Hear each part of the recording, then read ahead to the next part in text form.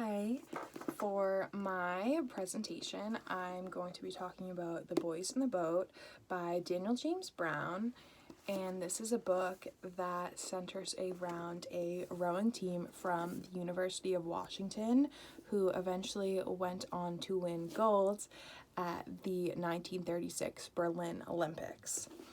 So, a lot to process there. So the three main themes, the main sociological themes that I'm going to be talking about are class and the role that class played in many of these crewmates' life, specifically the main person that we follow named Joe Rance, the influence of politics, particularly in athletics and in sports, and also the role that the media played specifically on these 1936 Olympics in Germany. So when we're talking, I'm going to start with class, go in the order that I said them in. So when we're talking about class at this time, we're talking about the 30s, so right in smack bang in the middle of the Great Depression. So everyone's struggling at this time. There's a huge wealth gap, and we're talking about rowing, which is a very elite sport. There's a lot of money in rowing at this time. And to kind of preface the situation that many of American societies in, I'm going to read a quote from page 9, and it says, "Perhaps that was the worst of it. Whether you were a banker or a baker, a homemaker or homeless, it was with you day and night. A terrible, unrelenting uncertainty about the future, a feeling that the ground could drop out from under you for good at any moment." So people are just struggling at this time. They can't get jobs. They're having a really difficult time feeding themselves. And life is not great. And our main character's name is Joe Rance, and he comes from a working class family. He was actually abandoned by his father and his stepmother when he was 14. So by the time we meet him in college, he's been working to keep a roof over his head and food in his mouth for pretty much the majority of his adolescence. And at the time we meet him, he's trying to put himself through school at the University of Washington to become an engineer and hopefully get some money. And he is often described as having very frumpy clothing with holes in it, and the same clothes every day, and how he's struggling to feed himself and house himself and put himself through college. And it doesn't help that a lot of these crewmates bully him for his appearance, and just rowing is tough because it's a very elite sport. So there's a huge gap there. You have the working class and the wealthy that are also rowing. So it's tough, but Joe is able to connect with his crewmates who come from a similar background as him, and they're able to connect over the fact that they're not richer, they don't have better materials, they don't have more money from the other East Coast teams, but they are just better. They're better rowers, and they have a better relationship in finding swing and succeeding in this sport. So next thing I want to talk about is politics and the influence that sports play on society.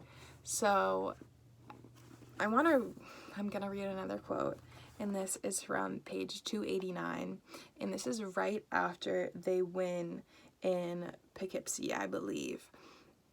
And it says, "They were now representatives of something much larger than themselves, a way of life, a shared set of values. Liberty was perhaps the most fundamental of those values, but the things that held them together, trust in one another, mutual respect, humility, fair play, watching out for one another, those were also part of what America all meant to them. So it's all about finding each other and kind of being a team to root for. So all of these values that they're showing throughout their rowing, throughout the teamwork and trust that they have in each other, is also being seen with the audience.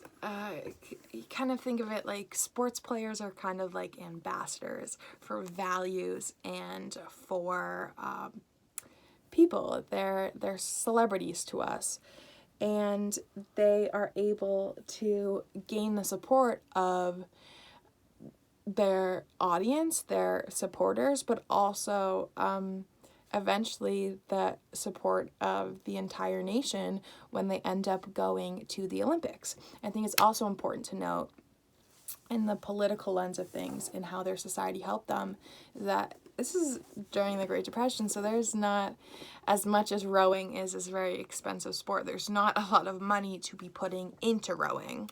So the community actually eventually ended up raising money and sending the team to Poughkeepsie and eventually to Berlin. So if it wasn't for the community and for this whole political buzz around sports, this rowing team might have not ever made it to the Olympics and to Germany.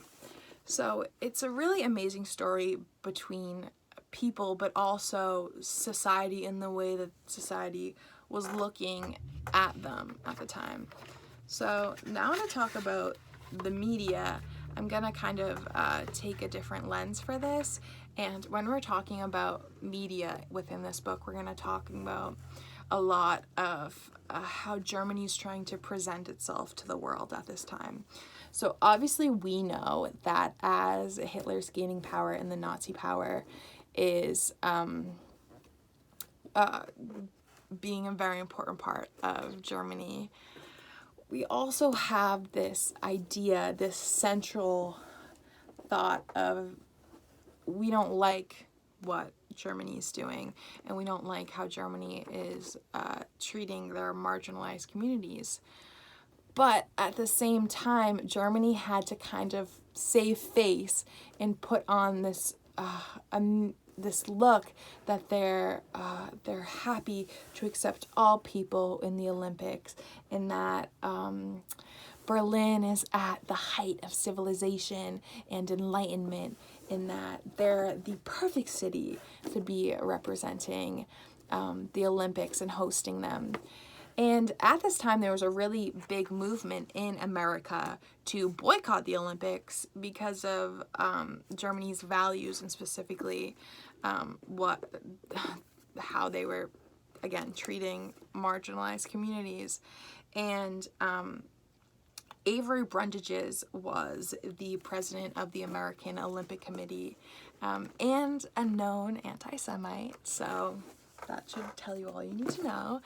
But he was very, very firm in expressing the fact that America was going to the Olympics and that nothing was going to stop them from going to the Olympics, because there's no reason to not go to the Olympics in Germany. This is all about sports. This is not about politics. And the big aspect of any talk of Germany in this book is presenting Berlin as this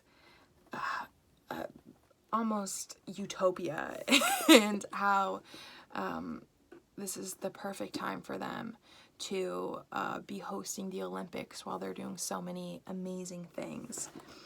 And Avery Brundages actually ends up saying on page 308, after a long battle over the boycott issue, Brundages was clearly thrilled to be here. Basking in the applause of his German hosts, he alluded, "No nation since ancient Greece has captured the true Olympic spirit as has Germany."